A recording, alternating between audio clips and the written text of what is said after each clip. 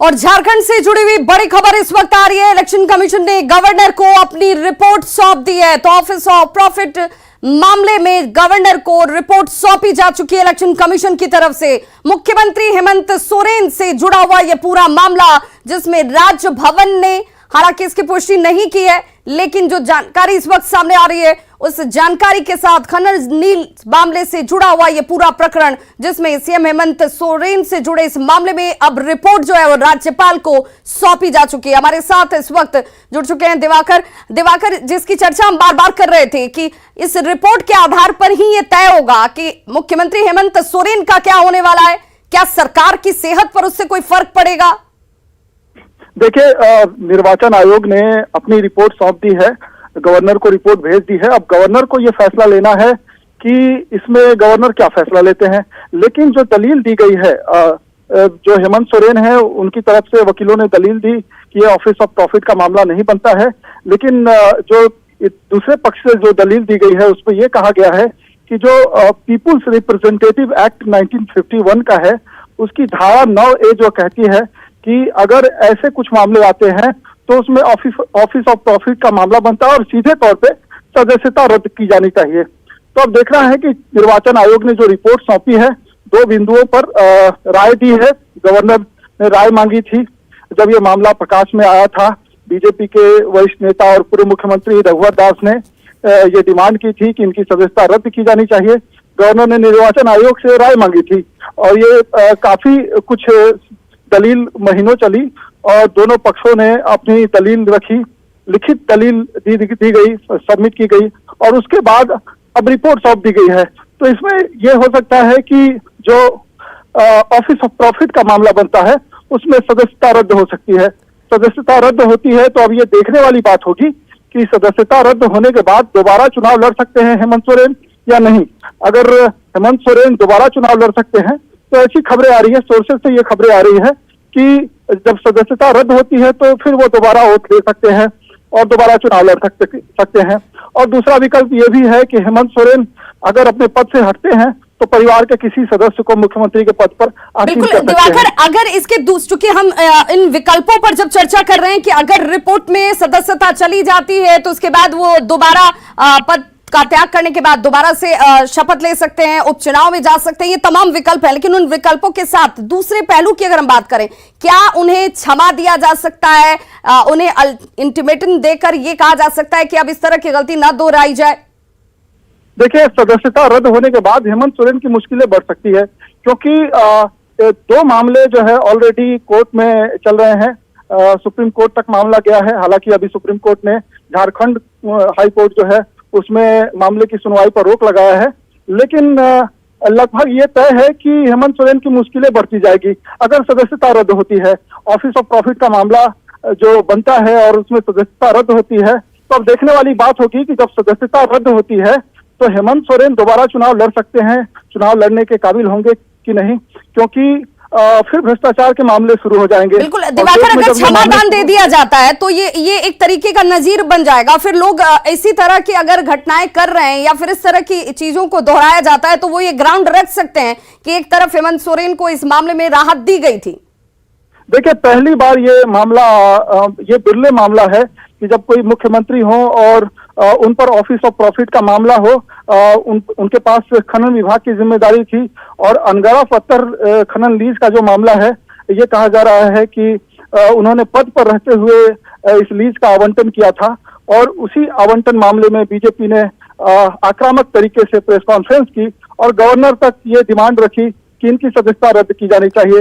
Governor ने legal point को देखते हुए जो निर्वाचन आयोग है जिस पर चुनाव कराने की जिम्मेदारी होती है, सदस्यता की जिम्मेदारी, रद्दीकरण की जिम्मेदारी, वो ऑफिस ऑफ प्रॉफिट का जो मामला है, ये तमाम जो मामले हैं जनप्रतिनिधित्व बिल्कुल जनप्रतिनिधि जो अधिनियम है धारा 9A जिसका हवाला दिया जा रहा है कि इसे गलत माना गया है। सुप्रीम कोर्ट में इसका हवाला दिया गया था जिसमें बजरंग बहादुर बनाम चुनाव आयोग में सुप्रीम कोर्ट के आदेश रखे गए थे। तो क्या ये मानकर चले अगर इस आदेश के आलोक में अगर ये रिपोर्ट सामने आती है तो विकल्प के तौर पर अगर सीएम हटते हैं तो कौन कौन से नाम इस वक्त सामने आ रहे हैं जिनकी पर चर्चा की गई होगी, रणनीति बनाई गई होगी?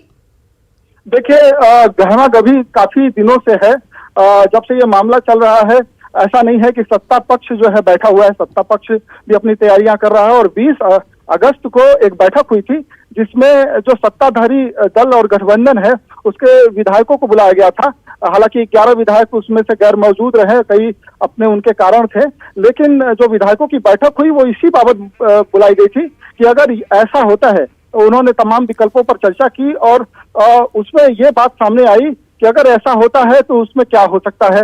तो ये खबरें आ रही है लगातार कि हेमंत सोरेन परिवार से कोई व्यक्ति अगर हेमंत सोरेन की सदस्यता जाती है और वो चुनाव फिर से लड़ने लायक नहीं रहेंगे तो कहीं ना कहीं वो परिवार के किसी सदस्य को आगे ला सकते हैं। वैसे में उनकी पत्नी का मामला आया था, सुर्खियों में रहा, उनकी मां का मामला सामने आया था कि शायद वो चुनाव लड़ सकते हैं। और आपको याद रखना होगा कि हेमंत सोरेन परिवार पे ही संकट है और अभी लोक अदालत का मामला खुल रहा है, उसमें शिबू सोरेन की पेशी होगी। साथ ही 29 अगस्त को वसंत सोरेन का मामला है, ऑफिस ऑफ प्रॉफिट का ही मामला है। सोरेन परिवार के कई सदस्य हैं, या मान लें कि तकरीबन ज्यादातर सदस्य हैं जिन पर गंभीर आरोप लगे हुए हैं, उन पर फैसला भी आने वाला है। ऐसे में जिन विकल्पों की बात हम कर रहे हैं कि हो सकता है कि हेमंत सोरेन बिहार की परिपाटी भी अपनाकर अपनी पत्नी को आगे कर दें। 25 साल बाद झारखंड में भी बिहार जैसी चीजें दोहराई जा सकती हैं, ये भी विकल्प खुला हुआ है। जी बिल्कुल, हेमंत सोरेन चाहेंगे कि परिवार से ही कोई सदस्य हो। सियासत में ये सब जो फैसले होते हैं वो काफी सोच समझ कर लिए जाते हैं और उनकी पत्नी कल्पना सोरेन या उनकी मां रूपी सोरेन जिनकी काफी चर्चा हो रही है, पिछले दिनों काफी चर्चा हो रही है। बिल्कुल दिवाकर, बहुत बहुत शुक्रिया। हमारे साथ हमारे सहयोगी निरंजन इस वक्त जुड़ गए हैं, साथ ही साथ अविनाश जो है हमारे साथ जुड़ गए हैं मुख्यमंत्री आवास के बाहर से।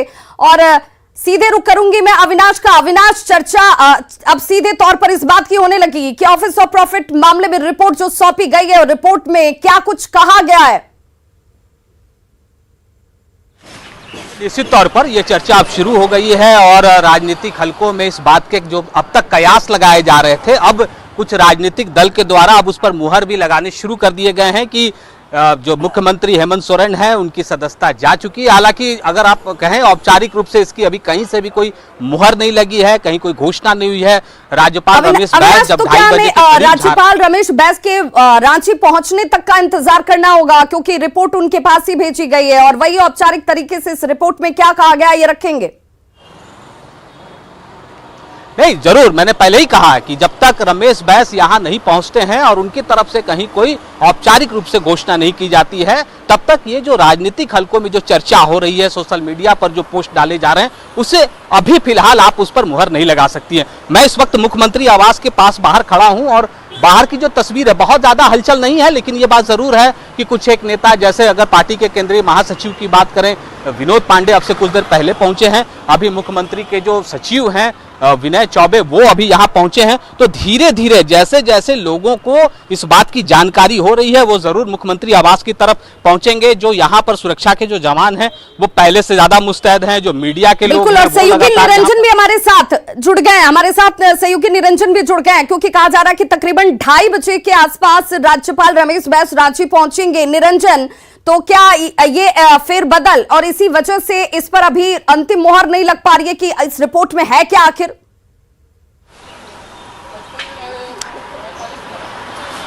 देखिए, इलेक्शन कमीशन ऑफ इंडिया ने पूरी रिपोर्ट की तहकीकात के बाद, पूरी रिपोर्ट को रीड करने के बाद उन्होंने राज्यपाल को सौंप दिया है। अब पूरी का पूरी जो सियासत है, झारखंड की जो सियासत है, सत्ता पक्ष विपक्ष की निगाहें राजभवन पर टिकी हुई है। 11:55 पर इंदिरा गांधी एयरपोर्ट से उनका फ्लाइट है और 2:30 बजे के करीब बिरसा मुंडा एयरपोर्ट पर यहाँ लैंड करेगा। अब देखा जाए तो अगर हम सिनेरियो की बात करें, उनके परिवार की बात करें, तो परिवार में भी आंतरिक कलह है। उनकी जो भाभी दुमका की जामा की जो सांसद हैं और उनके भाई जो बसंत सोरेन दुमका के सांसद हैं, उन पर भी 29 तारीख को आरोप लगा हुआ है। वहीं दूसरी ओर कई बार मुखर होकर के उनकी भाभी सीता सोरेन ने ही अपनी पार्टी के खिलाफ, अपने परिवार के खिलाफ एक लगातार मंच पर ही बगावत की है और उन्होंने एक मोर्चा भी बनाया था दुर्गा सोरेन के नाम से।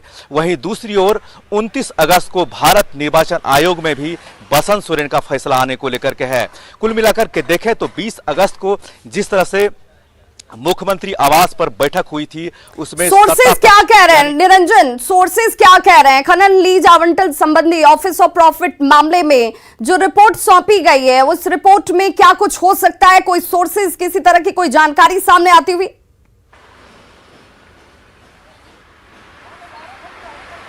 देखिए, अभी तक कोई राजभवन से आधिकारिक पुष्टि नहीं हुई है इस पूरे मामले को लेकर के, क्योंकि राज्यपाल अभी फ्लाइट में है और कुछ देर के बाद यानी 2:30 बजे हम उतरेंगे रांची, उसके बाद ही इसकी आधिकारिक पुष्टि हो सकती है। इतनी जल्दबाजी बताना बहुत मुश्किल होगा, क्योंकि केंद्रीय निर्वाचन आयोग ने लगातार पिछले 2-3 माह से इसको लेकर के गहन छानबीन किया था।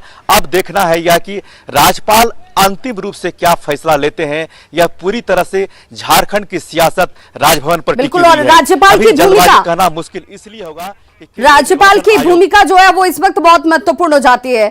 और हमारे साथ लगातार बने रहिए। हमारे साथ इस वक्त जेएमएम के प्रवक्ता जो हैं वो जुड़ चुके हैं, मनोज पांडे जी। मनोज पांडे जी, चर्चा ये की जा रही है, खबरें इस तरीके से सोर्सेज से पहुंच रही हैं कि मुख्यमंत्री हेमंत सोरेन की सदस्यता रद्द कर दी गई है, हालांकि इसकी पुष्टि कोई नहीं कर रहा है।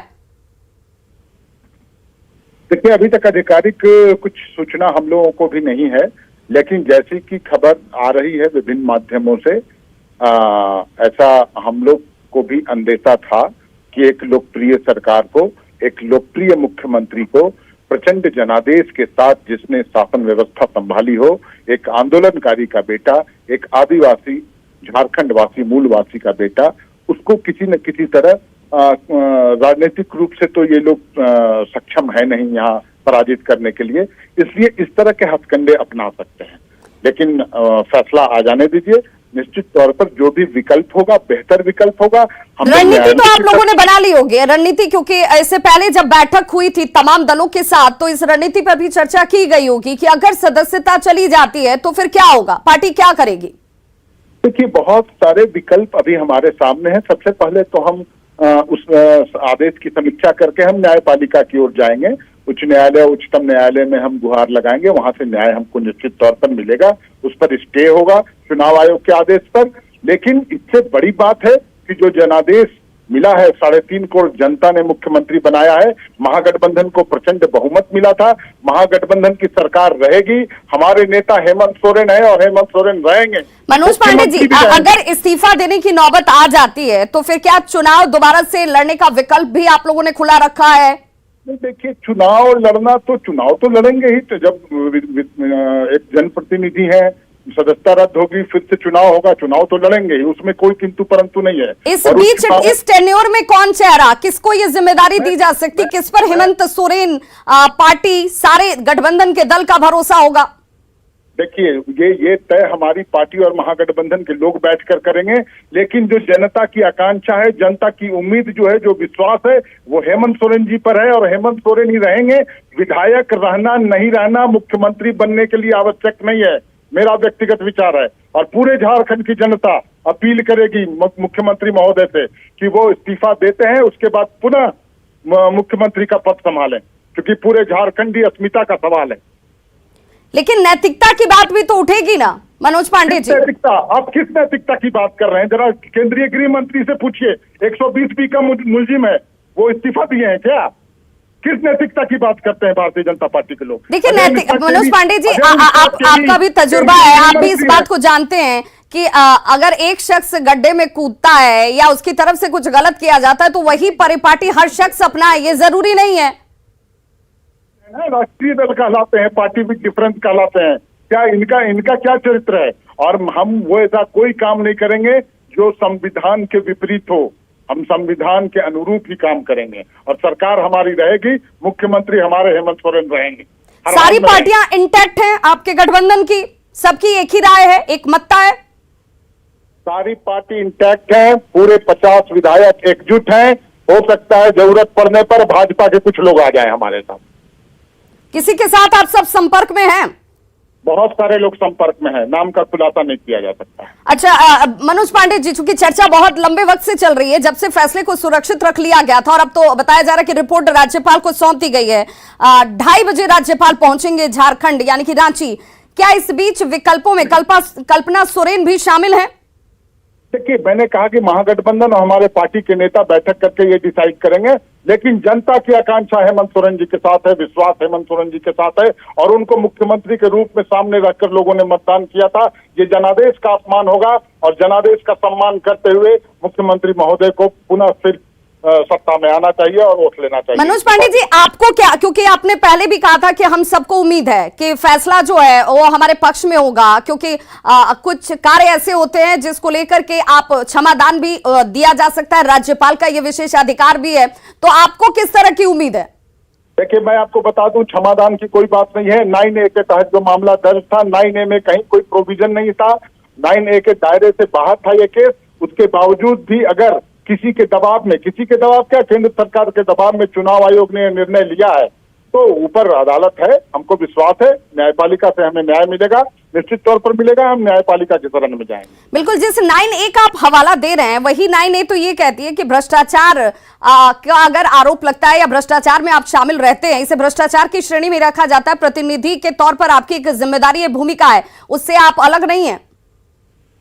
नहीं, भ्रष्टाचार की बात करते हैं, भ्रष्टाचार में तो आकंठ केंद्र सरकार डूबी हुई है, किस पर क्या कार्रवाई हुआ। लेकिन जहां तक बात है, जो कार्रवाई होगी, हम लोग निश्चित तौर पर न्यायपालिका में जाएंगे और न्यायपालिका से हमें न्याय मिलेगा, पूरा विश्वास है।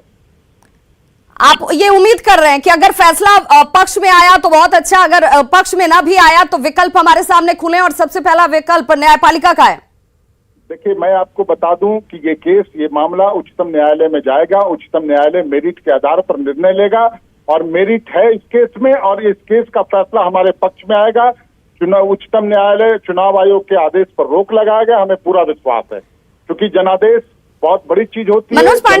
मनोज पांडे जी, बिल्कुल जनादेश बहुत बड़ी बात होती है और इसीलिए जन आकांक्षाओं के साथ नैतिकता भी जुड़ जाता है, क्योंकि जन प्रतिनिधि जनता के लिए और जनता के बीच जब आप होते हैं तो वो नैतिकता आपके साथ भी जुड़ती है। बहुत बहुत शुक्रिया हमारे साथ जुड़ने के लिए मनोज पांडे जी, जेएमएम प्रवक्ता, जिनका सीधे तौर पर कहना था कि विकल्प हमारे पास बहुत सारे खुले हुए हैं। हालांकि खुलकर उन्होंने कुछ नहीं कहा, उन्होंने ये कहा कि इंतजार हम भी कर रहे हैं, खबरें कहीं कहीं से अपुष्ट तरीके से जरूर पहुंच रही हैं, लेकिन हम भी इंतजार कर रहे हैं राज्यपाल जो रिपोर्ट उनके पास पहुंची है, उस रिपोर्ट में आखिर कहा क्या गया है।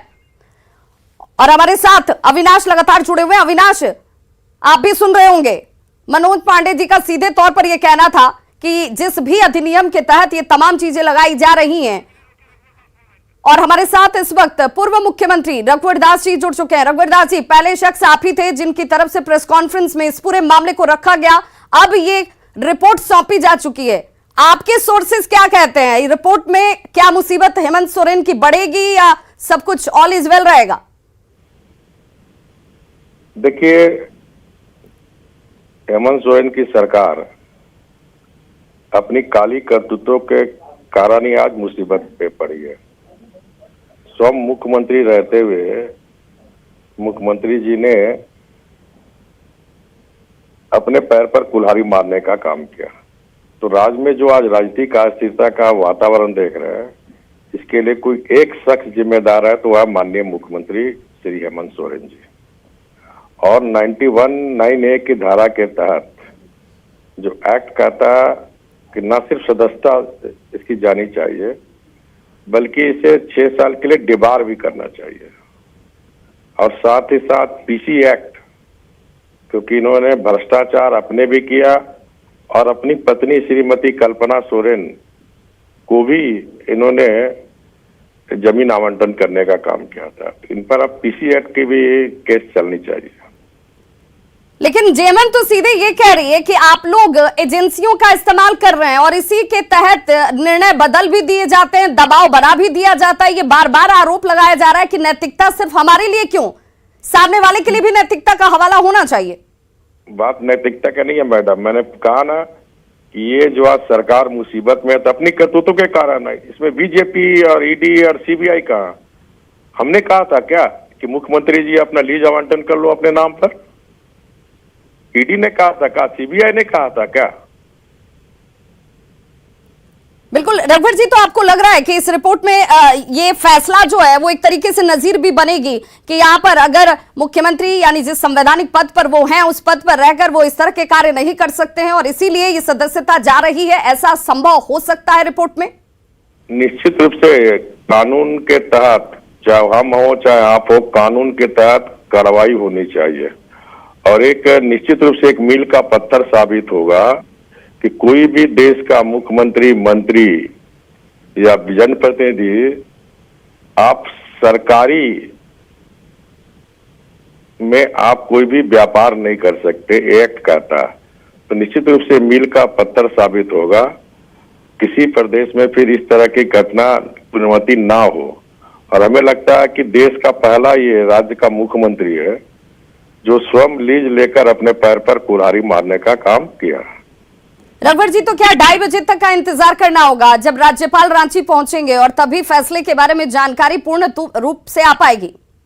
निश्चित रूप से देखिए, उसमें एक्ट कहता है कि गवर्नर एक्शन लेंगे according to suggestion election commission. तो इलेक्शन कमीशन ने अगर रिपोर्ट महामहिम गवर्नर को दे दिए तब गवर्नर साहब ही इलेक्शन कमीशन के रिपोर्ट के तहत ही अब महामहिम उस पर कार्रवाई करेंगे। रघुवर जी, चूंकि आप खुद मुख्यमंत्री रहे हैं, झारखंड के मिजाज को, झारखंड के नियमों को, प्रावधान को आप बखूबी जानते और समझते हैं। क्या अनजाने में ये चीजें हो सकती हैं और इसी अनजाने में हुई चीज को राज्यपाल के सामने तर्क के तौर पर भी रखा जा सकता है कि क्षमा दान दे दीजिए, एक अल्टीमेटम आखिरी दे दीजिए? नहीं, देखिए, माननीय मुख्यमंत्री जी अगर गलती से किए होते हैं तो मुख्यमंत्री बनने के बाद तुरंत उन्हें उनका तो एडवाइजर होंगे, सरकारी अधिकारी है, चीफ सेक्रेटरी है, अन्य अधिकारी है, अगर उनको गलती से अगर ले लिए थे तो मुख्यमंत्री के बनने के बाद 2 महीने के अंदर रेट का प्रावधान है कि सरेंडर कर देना चाहिए था। इन्होंने सरेंडर तो किया नहीं, या इनके अधिकारी ने किसी बताया नहीं, बल्कि इनके अधिकारी ने और इनसे साइन करा के, चाहे फॉरेस्ट क्लियरेंस हो चाहे माइंस लीज का हो, लेके कराने का काम किया। रघुवर जी, तो क्या बिहार के जैसा ही झारखंड में भी इस्तेमाल किया जाएगा फॉर्मूला कि हम पद से अगर हटते हैं, हमें अगर कुछ सालों तक के चुनाव लड़ने के लिए रोका जाता है, ये तमाम चीजें ऑप्शंस के तौर पर हैं, हो सकता है ये तमाम चीजें, अगर ऐसी परिस्थिति होती है तो बिहार की राजनीति जैसा इस्तेमाल यहाँ पर भी हो सकता है क्या? नहीं, देखिए, आप बिहार या कर्नाटक या बात राजनीति की बात नहीं है। देखिए, आप इस तरह न देखें कि हम आरोप लगा के किसी मुख्यमंत्री को हटाना चाहते हैं। आदि आरोप पे दम नहीं है तो फिर मुख्यमंत्री बने रहेंगे, वो निष्कल होकर निकलेगा, जेएमएम का प्रतिष्ठा बढ़ेगा। लेकिन अगर आरोप में दम है तो कड़ी से कड़ी कार्रवाई होनी चाहिए। रघुवर दास जी, लेकिन जेएमएम प्रतिनिधि ये कह रहे थे, प्रवक्ता उनके, कि हम न्यायालय के पास जाएंगे, इलेक्शन कमीशन के ऊपर भरोसा नहीं, अगर उनके खिलाफ ये फैसला आता है तो हमारे लिए विकल्प खुले हुए हैं। स्वागत है, वो जाए, सुप्रीम कोर्ट जाए, हाई कोर्ट जाए, कोई आपत्ति नहीं है। कानून होता है। जो एक्ट के तहत चुनाव आयोग ने एडवाइस दिया होगा महामहिम को, तो भारत के संविधान ने जो एक्ट बनाया उसी के एक्ट के तहत ना, तो हाई कोर्ट जाए, सुप्रीम कोर्ट जाए, तो एक्ट का ही हाई कोर्ट सुप्रीम कोर्ट में भी पालन होगा। रघुवर दास जी, एक बड़ा आरोप भी लगा रहे थे मनोज पांडे जी, उनका कहना था कि हमें तोड़ने की भरसक कोशिश की जा रही है लेकिन हम टूटेंगे नहीं। इनफैक्ट बीजेपी के बहुत सारे लीडर जो हैं वो हमारे संपर्क में हैं और हो सकता है कि हम जब आंकड़े के साथ आएंगे तो उससे ज्यादा होगी संख्या। तो करे ना, कौन रोका उनको? बोल क्यों रहे? करे।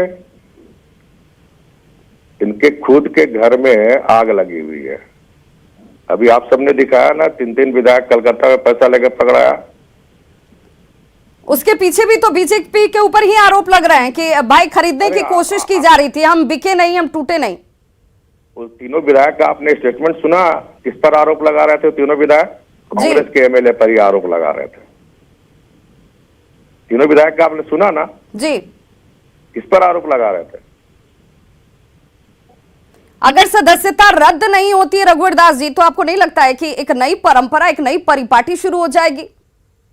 देखिए, फिर मैं कह रहा हूं, हम लोग मुख्यमंत्री पर आरोप लगाकर मुख्यमंत्री को हटाना नहीं चाहते। हम लोग चाहते हैं मुख्यमंत्री 5 साल शासन करे, जनता ने उसको मैंडेट दिया। लेकिन मैंडेट का ये मतलब नहीं है कि मुख्यमंत्री खुद व्यापार करने लगे। बिल्कुल। अपनी पत्नी रघुवंश को जी, इस व्यापार वक्त करना है। इस खबर के साथ ही झारखंड में बीजेपी के अंदर एक हलचल नजर आ रही है। घंटे से लगातार बैठक चल रही है, तो ये बैठक आप लोगों के बीच, झारखंड बीजेपी के बीच इस वक्त किस विषय पर और किस मुद्दे पर? निश्चित रूप से राज्य में कोई राजनीतिक गतिविधियां होती है तो राजनीतिक पार्टियां तो बैठक करती है राजनीतिक मूल्यांकन, राजनीतिक गतिविधियों को ध्यान में रखते हुए। इस संकट के पैदा होने से पहले क्या ये बैठक, हम ये मानकर चलें कि इस बैठक में आपकी तरफ से भी कई तरह की चीजों पर रणनीति बनाई जा रही होगी? निश्चित रूप से वर्तमान राजनीति को महामहिम के आने के बाद, महामहिम के एक्शन के बाद ही हम लोग बैठ करके फिर आने वाले समय में चिंता करेंगे आगे क्या रणनीति होनी चाहिए। रघुवंश जी, आप तक कोई जानकारी पहुंच पा रही है रिपोर्ट को लेकर? नहीं, मैं कानून में हस्तक्षेप नहीं करता। कानून को अपने काम करने देना चाहिए। इसका मतलब आप भी 2:30 बजे तक का इंतजार कर रहे हैं, राज्यपाल पहुंचेंगे, उनकी तरफ से जो जानकारी दी जाएगी? निश्चित रूप से। बहुत बहुत शुक्रिया रघुवंश जी हमारे साथ जुड़ने के लिए। पूर्व मुख्यमंत्री झारखंड रघुवंश जी हमारे साथ जुड़े हुए थे, जिनका सीधे तौर पर कहना था कि जब मामले को मैंने उजागर किया तो वो सिर्फ और सिर्फ इसलिए क्योंकि झारखंड का हित नहीं सध रहा था, झारखंड के लोगों के साथ छलावा किया जा रहा था और जिस जगह पर, जिस संवैधानिक पद पर खुद मुख्यमंत्री हेमंत सोरेन बैठे हुए हैं, वहां पर कहीं ना कहीं जनप्रतिनिधि जो कानून और नियम कहता है उस संविधान का उल्लंघन किया जा रहा था। और इसीलिए इलेक्शन कमीशन की तरफ से अब इस पूरी मामले को लेकर के दोनों ही पक्ष, चाहे वो बीजेपी हो या फिर हेमंत सोरेन की तरफ से, ये सारी दलीलें रख दी गई कि आखिर ये सही कैसे और गलत कैसे है। अब सबकी निगाहें जाकर टिक गई हैं राज्यपाल के पास। जो रिपोर्ट पहुंची है उस रिपोर्ट में क्या कुछ कहा गया है, हालांकि इसकी पुष्टि अभी राजभवन से नहीं की जा रही है, इंतजार हम भी राज्यपाल के पहुंचने का कर रहे हैं। और हमारे सहयोगी अविनाश और सीधे तौर पर हमारे साथ जुड़े हुए हैं मुख्यमंत्री आवास के बाहर से। अविनाश, चूंकि हलचल इससे पहले नजर नहीं आ रही थी, लेकिन इस वक्त क्या इस खबर के बाद जिस तरीके से चर्चा चल रही है उसके बाद ये चहलकदमी या हलचल बढ़ी है क्या? नहीं, जरूर हलचल बढ़ी है। और इस वक्त अब से कुछ मिनटों पहले जो सूबे के मंत्री हैं, पेयजल एवं स्वच्छता मंत्री मिथिलेश ठाकुर पहुंचे। हालांकि उन्होंने मीडिया से कोई बातचीत नहीं की। लगातार जो सीएम आवास में भी जो लोग आते जाते हैं उनकी संख्या बढ़ गई है। जो जानकारी आ रही है, जो सत्ताधारी दल के विधायक हैं जो इस वक्त रांची के अंदर नहीं हैं, उन तमाम विधायकों को झारखंड रांची, राजधानी रांची पहुंचने के लिए कहा गया है। और अब ये देखना होगा कि और बिल्कुल राज्यपाल को निर्णय लेना है। राज्यपाल के बाहर हलचल तेज हो गई है, ये बड़ी जानकारी, जिसमें देखिए जेएमएम कांग्रेस में हलचल तेज होती हुई खबर जिस तरीके से सामने आ रही है कि रिपोर्ट जाकर सौंपी जा चुकी है। और सियासत से जुड़ी है बड़ी खबर जिसमें सीएम आवास के बाहर यह हलचल बेहद तेज है। जेएमएम कांग्रेस में हलचल तेज देखी जा रही है। सभी विधायकों को निर्देश दे दिया गया है, रांची में ही रहने के निर्देश दिए गए हैं। देखिए, एक बार इसी सियासत की चर्चा बार बार की जा रही थी कि फैसले का इंतजार पार्टी को भी, गठबंधन को भी और विपक्ष को भी, जिसमें बीजेपी मौजूद है। और इस वक्त सीएम आवास के बाहर वही हलचल तेज होती हुई नजर आ रही है। सहयोगी अविनाश हमारे साथ सीएम आवास के बाहर से ही मौजूद है। अविनाश, ये कहा जा रहा है कि तमाम विधायकों को आनन फानन में यह निर्देश दे दिया गया कि आप रांची से बाहर न जाएं, यानी कि टूट का डर इन्हें अभी भी सता रहा है।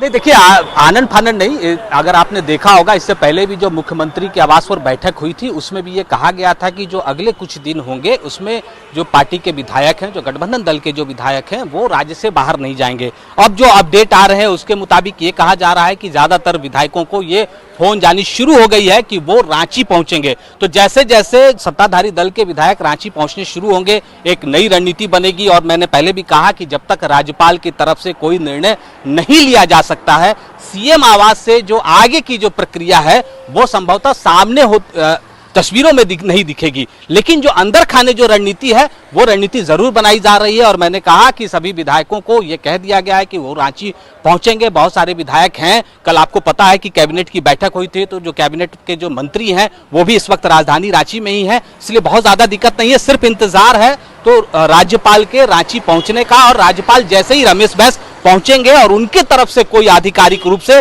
जो कयास लगाए जा रहे हैं, जिस पर हम लगातार चर्चा कर रहे हैं, जिसको लेकर ये कहा जा रहा है कि मुख्यमंत्री हेमंत सोरेन की सदस्यता जा सकती है, इन सारी चीजों पर जैसे ही मुहर लगेगा उसके बाद गठबंधन सरकार की रणनीति सामने दिखेगी क्या क्या हो सकता है, बहुत सारी चीजें हैं, बहुत सारी तैयारियां की जा चुकी है। मैनेजरों की तरफ से वो रणनीति बना ली गई होगी, ये तमाम तैयारियां जो उनकी तरफ से सेकंड लाइनर के तौर पर तैयार की गई होंगी। लेकिन क्या ये मानकर चले अविनाश कि अगर सदस्यता चली जाती है या उन्हें कुछ वर्षों तक चुनाव लड़ने से रोका जाता है, वैसी परिस्थिति में क्या हेमंत सोरेन की तरफ से जो पक्ष रखे गए, जो दलीलें रखी गई, वो कम नजर आई, वो विश्वसनीय नजर नहीं आई, उनमें खामियां नजर आई और इसी वजह से ये जा सकती है सदस्यता?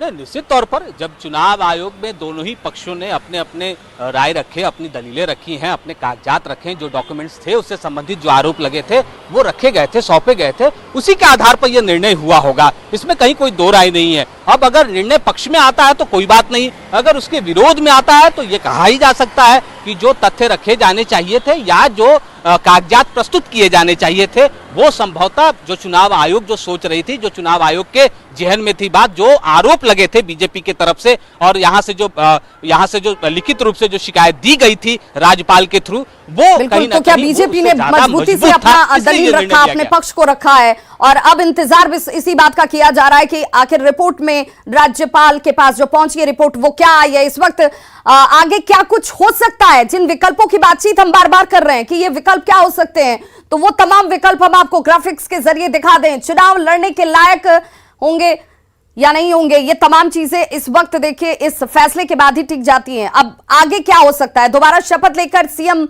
बने रह सकते हैं हेमंत सोरेन, ये विकल्प है। 6 महीने के अंदर निर्वाचित होना होगा उनको, यानी कि एक बार फिर से जनता के बीच चुनाव के लिए जाना होगा। चुनाव लड़ने लायक होंगे तो दोबारा चुनाव लड़ना होगा, यानी कि अगर चुनाव लड़ने पर भी कुछ सालों तक रोक लगा दी गई तब ये परिस्थितियां काम नहीं आएंगी। दोबारा शपथ लेकर सीएम बने रह सकते हैं हेमंत सोरेन। हालांकि जेएमएम ये बार बार कह रहा है कि वो इससे हायर अथॉरिटी यानी कि सीधे सुप्रीम कोर्ट तक जाने का विकल्प अभी हमारे पास है। मां रूपी सोरेन और पत्नी कल्पना सोरेन, किसी एक को क्या कमान दी जा सकती है, ये भी विकल्प के तौर पर सामने चीजें आ रही हैं कि हो सकता है, इस पर भी चर्चा की गई होगी। इन दोनों में से जो ज्यादा सक्षम माने जाएंगे, जिनके ऊपर पार्टी और गठबंधन का भरोसा होगा, एक मत्ता बनी होगी, उन्हें आगे किया जा सकता है। इन दोनों में से जो सीएम बनेगा उसे 6 महीने में चुनाव जीतना होगा, यानी कल्पना सोरेन हो या फिर मां रूपी सोरेन। अगर इन विकल्पों पर स्थितियां आती हैं तो वैसी परिस्थिति में भी 6 महीने के अंदर उन्हें चुनाव मैदान में जाना होगा, चुनाव लड़ना होगा और उसके बाद ये तमाम परिस्थितियां नजर आएंगी कि होता क्या है, चुनाव लड़ने के लायक होंगे तब ये लोग। ऐसे में अविनाश, जिसके बार बार हम चर्चा कर रहे हैं कि वर्स्ट कंडीशन में अगर सदस्यता चली जाती है, ये कह दिया जाता है कि आप 3 सालों तक, 4 सालों तक, 6 सालों तक चुनाव नहीं लड़ पाएंगे, वैसी परिस्थिति में आगे रखना होगा एक मजबूत चेहरे को जिसको सभी को लेकर चलने की क्षमता हो, रखना होगा। और आप देखिए हम तस्वीरों के माध्यम से दिखा रहे हैं, जो प्रशासनिक अधिकारी भी हैं वो भी यहाँ मुख्यमंत्री आवास पहुंचने शुरू हो गए हैं। अभी इससे पहले एसएसपी यहाँ पहुंचे थे, उसके बाद यहाँ पर प्रभात कुमार नजर आया है। तो ये लगातार जो है जो अधिकारी हैं वो यहाँ पहुंच रहे हैं और जो विकल्पों की बात लगातार हो रही है और हम ये कह रहे हैं कि कितने विकल्प हैं। सबसे पहले ये देखना होगा कि अगर थोड़ी देर के लिए हम ये मान लें कि सदस्यता सिर्फ और सिर्फ सदस्यता जाती है, तब मुख्यमंत्री हेमंत सोरेन का नाम भी फिर से आगे बढ़ सकता है। इसके बाद अगर हम देखें, दूसरे स्टेप में देखें कि अगर सदस्यता जाने के साथ साथ वो चुनाव लड़ने योग्य नहीं रहते हैं, तब दूसरे नामों पर विकल्प पर चर्चा होगी, जो हम कह रहे हैं कि परिवार से भी हो सकते हैं। तीसरे विकल्प के रूप में देखें तो परिवार के साथ साथ पार्टी के अंदर से भी नाम की चर्चा हो सकती है। इसलिए हम कह रहे हैं क्योंकि परिवार प्राथमिकता में तो रहेगी ही, इसके साथ साथ जो पार्टी के अंदर भी जो तमाम विकल्प हैं उस पर भी जरूर विचार किया जाएगा। और जैसे ही राज्यपाल रांची पहुंचेंगे उसके बाद अब ये देखना होगा कि यहाँ से मुख्यमंत्री हेमंत सोरेन अगर उनकी सदस्यता जा रही है, अगर हम उसे सही मान रहे हैं और अगर उस पर राज्यपाल मुहर लगाते हैं, तो यहाँ से सबसे पहले वो जाकर राजभवन में अपना इस्तीफा सौंपेंगे। ये एक तैयारी है, ये हम आपको अभी इस वक्त जानकारी दे रहे हैं कि सबसे पहले जैसे ही ये पुष्टि होगी उसके बाद, चूंकि गठबंधन के पास आंकड़े हैं, जो बहुमत के आंकड़े होने चाहिए उससे कहीं ज्यादा है, 41 के आंकड़े होने चाहिए, 50 से ज्यादा विधायकों का समर्थन उन्हें प्राप्त है। तो ये देखना होगा कि अब जैसे ही उस पर मुहर लगेगी यहाँ से मुख्यमंत्री हेमंत सोरेन अपने कैबिनेट के मंत्री, पार्टी के विधायकों के साथ सबसे पहले राजभवन की ओर कूच करेंगे। उसके बाद यह भी देखना होगा कि समाप्त होने की स्थिति में अविनाश सीएम पद परिवार के अंदर रहे, ये सबसे मजबूत स्थिति नजर आती है जिस पर सबसे पहले विचार किया गया होगा, ज्यादा विचार किया गया और इस पर ही राय बनाने की कोशिश की गई होगी। लेकिन इन नामों में चाहे वो शिबू सोरेन हो, जिनके ऊपर आज दिल्ली लोकपाल में भी फैसले को लेकर के सबकी निगाहें टिकी हैं क्योंकि उसमें भी सुनवाई होने वाली है, बसंत सोरेन एक मामले में घिरे हुए हैं, तो विकल्प के तौर पर कल्पना सोरेन ज्यादा मजबूत नजर आती हैं। मां रूपी सोरेन चूंकि काफी बुजुर्ग हैं और उनकी सेहत को लेकर के भी चिंता है, तो क्या सबसे मजबूत दावेदार की अगर हम बात करें तो वो चेहरा क्या कल्पना सोरेन का हो सकता है?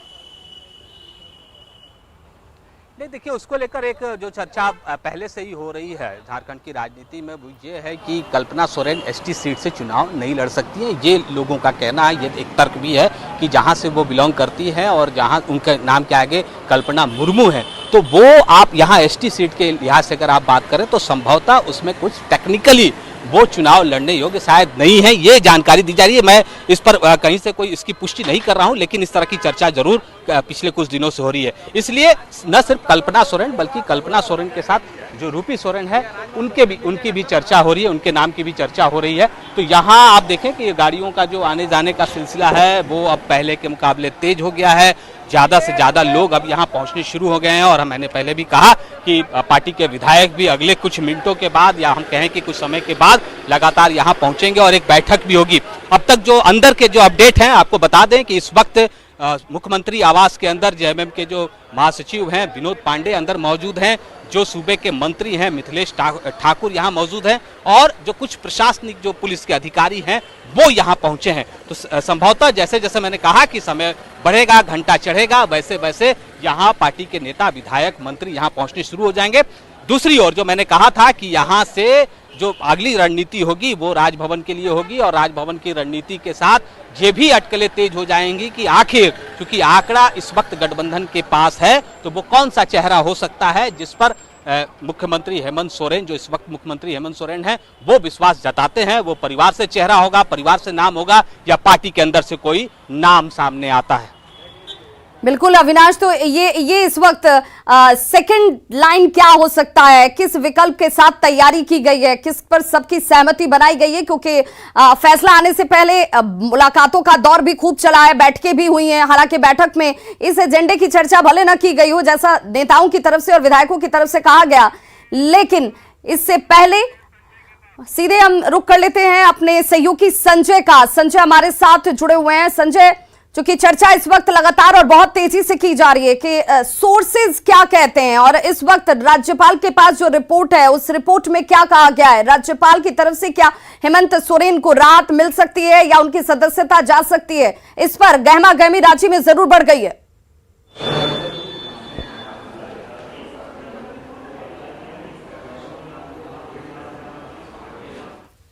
संजय, अब तक हमारी आवाज पहुंच पा रही है?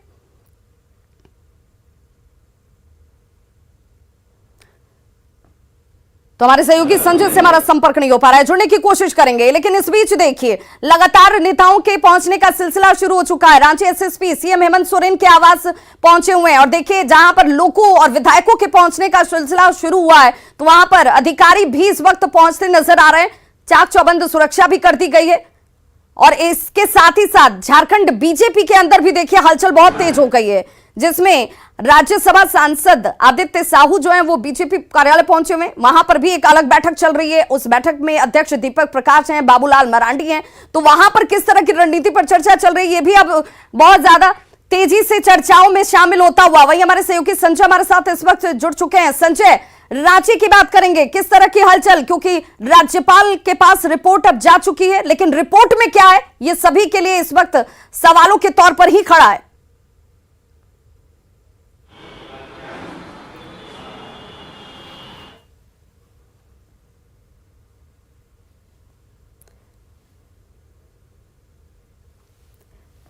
तो देखिए रिपोर्ट पर राजभवन से अभी तक आधिकारिक पुष्टि नहीं हो पाई है। अपने सहयोगी से हम जुड़ने की कोशिश करेंगे लेकिन इलेक्शन कमीशन की रिपोर्ट पर राज्यपाल रमेश बैस ही आखिरी फैसला लेंगे।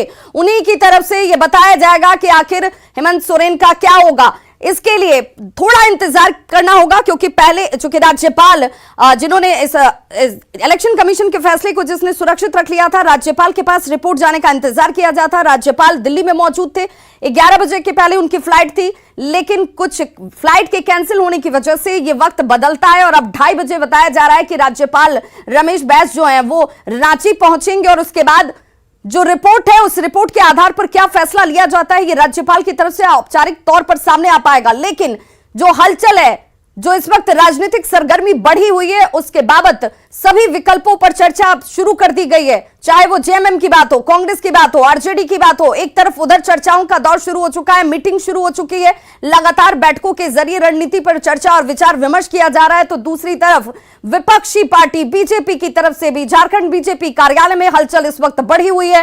निर्वाचन आयोग की तरफ से अब सबकी निगाहें बैठी हुई हैं कि क्या फैसला लिया गया है। सहयोगी संजय हमारे साथ जुड़ चुके हैं। संजय, क्या अब तक हमारी आवाज पहुंच पा रही है?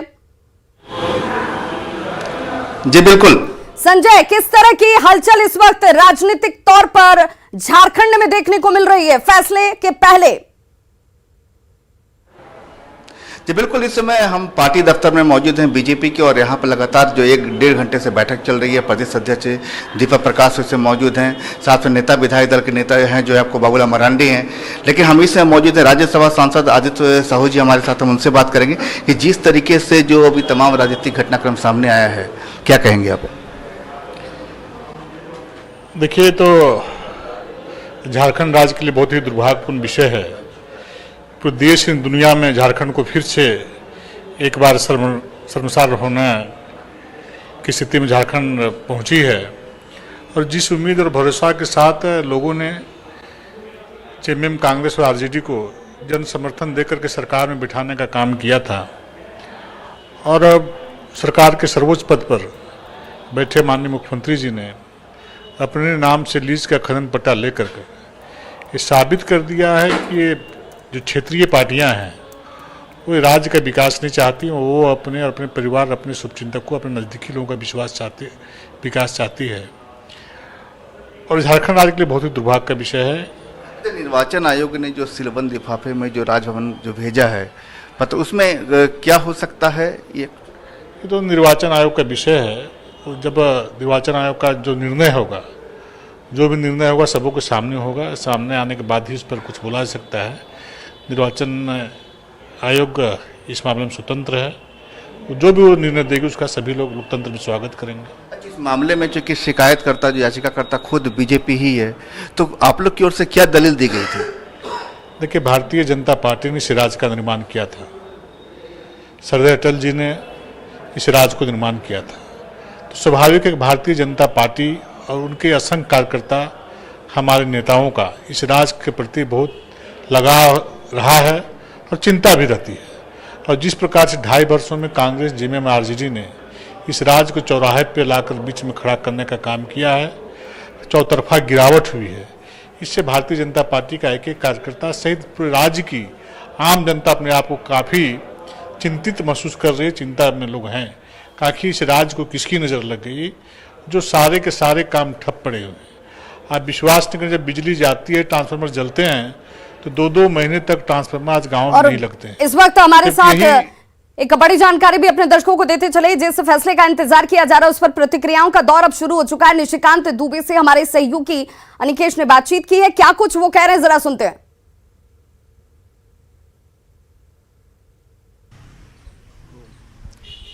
बात करते हैं बीजेपी सांसद निशिकांत दुबे से। निशिकांत जी, सूत्रों के हवाले से खबर आ रही है कि इलेक्शन कमीशन ने राज्यपाल को अपनी रिपोर्ट दे दी है। जो राज्यपाल ने पूछा था, यहाँ से राय ली थी इलेक्शन कमीशन से हेमंत सोरेन मामले में, ऐसा लगता है कि उनकी मेंबरशिप अब चली जाएगी। यदि ये जानकारी सही है तो ये भारतीय जनता पार्टी के लिए एक बड़ी बात है, क्योंकि भ्रष्टाचार के खिलाफ इस लड़ाई में भारतीय जनता पार्टी ने ही कंप्लेन किया था गवर्नर साहब को। गवर्नर साहब ने इलेक्शन कमीशन को भेजा था। 3-4 महीने से लगातार केस चल रहा था। हमारे भी वकील वहाँ अपने लीगल पॉइंट बता रहे थे।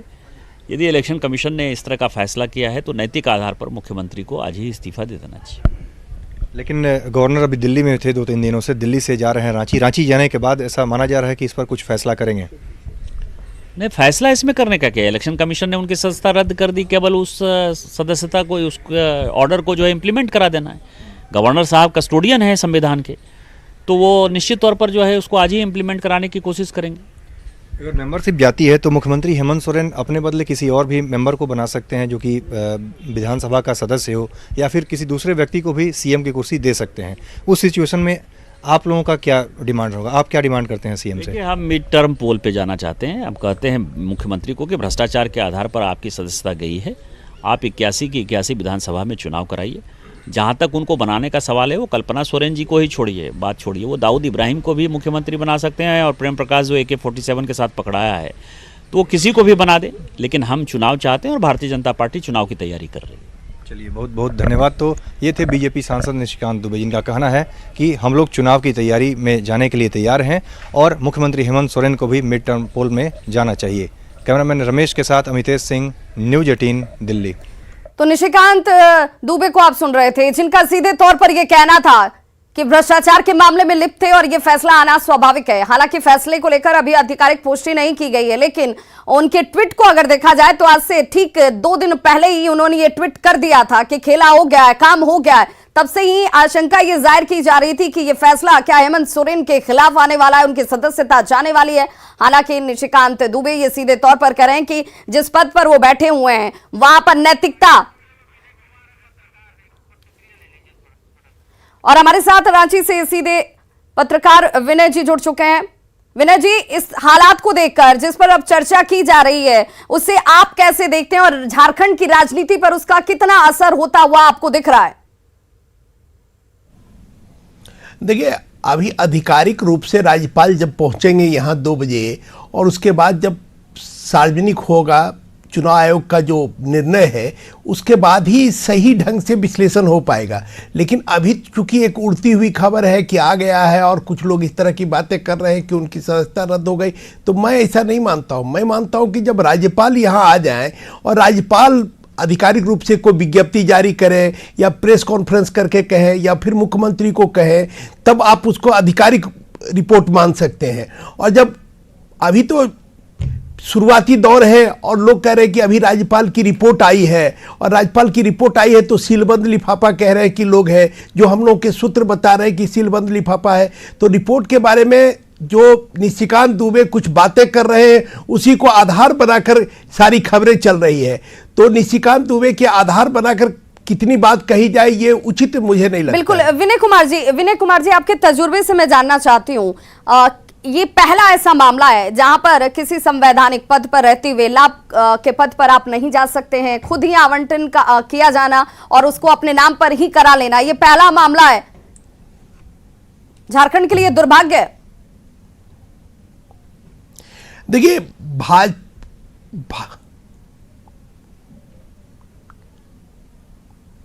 जी विनय जी, आपकी आवाज नहीं आ पा रही, आपकी आवाज नहीं आ पा रही, कृपया क्वेश्चन फिर से दोहराएं। विनय जी, मैं ये जानना चाह रही थी कि अगर ये फैसला खिलाफ में आता है तो ये झारखंड के लिए दुर्भाग्य की बात होगी कि एक मुख्यमंत्री के तौर पर आप आवंटन अपने नाम ही कर लेते हैं। और इस बीच एक बड़ी खबर, उस बड़ी खबर से पहले अपने दर्शकों को वाकिफ करा दे, पटना में सीबीआई की कार्रवाई देखिए इस वक्त भी जारी है। जो बड़ी जानकारी सामने आ रही है, सीबीआई की टीम आज भी कार्रवाई ताबड़तोड़ करती हुई, कल भी दिन से लेकर रात तक सीबीआई की टीम की तरफ से कार्रवाई हुई थी। एसबीआई के एसके पुरी ब्रांच में इस वक्त सीबीआई की टीम पहुंची हुई है। सुनील कुमार की पत्नी को लेकर के टीम जो है वो पहुंची हुई है। कल आपने देखा सुनील कुमार, उन्होंने कहा कि हमारे घर से कुछ मिला नहीं लॉकर की, लेकिन जांच की जा रही है। सीबीआई की टीम उनकी पत्नी के साथ इस ब्रांच में पहुंची हुई है। कार्रवाई इस वक्त भी सीबीआई की तरफ से होती हुई, तो जो तथ्य, जो जानकारियां, जो कागजात मिले थे, उन कागजातों के आधार पर अब तमाम चीजों की जांच, जिसमें घर से लेकर के अब बैंक लॉकर तक की जांच की जा रही है। एसबीआई के एसके पुरी ब्रांच में सीबीआई की टीम इस वक्त सुनील सिंह की पत्नी के साथ इस वक्त पहुंची हुई। और आपको ये जो तस्वीर दिख रही है, ये कल की तस्वीर है, जहां पर सीबीआई की टीम जो है वो सुबह सवेरे 7 बजे पहुंच जाती है। एक एक चीज को खंगाला जाता है, जिस पर नाराजगी जाहिर करते नजर आए थे सुनील कुमार सिंह। उन्होंने कहा कि सब कुछ गलत हो रहा है, साजिशन हो रहा है, जानबूझकर किया जा रहा है, यह सरासर गलत है। लेकिन 15 घंटे की पूछताछ, और 15 घंटे की पूछताछ के बाद टीम यहां से निकलती है। अब यह बड़ी खबर कि आज भी सीबीआई की तरफ से इस कार्य को आगे बढ़ाया जा रहा है। पटना में एसके पुरी स्थित एसबीआई कि शाखा में इस वक्त सीबीआई की टीम जो है वो सुनील कुमार की पत्नी को लेकर पहुंची हुई है। लॉकर की तलाशी ली जा रही है, अब उसे छानबीन के दायरे में लाया गया है। लॉकर खुलवाकर जांच करेगी सीबीआई की टीम। और एक छोटा सा अंतराल, फौरन होंगे वापस। बड़ी खबर, बिहार और झारखंड दोनों की सियासत से जुड़ी हुई लगातार हम आप तक पहुंचा रहे हैं, बने रहिए हमारे साथ।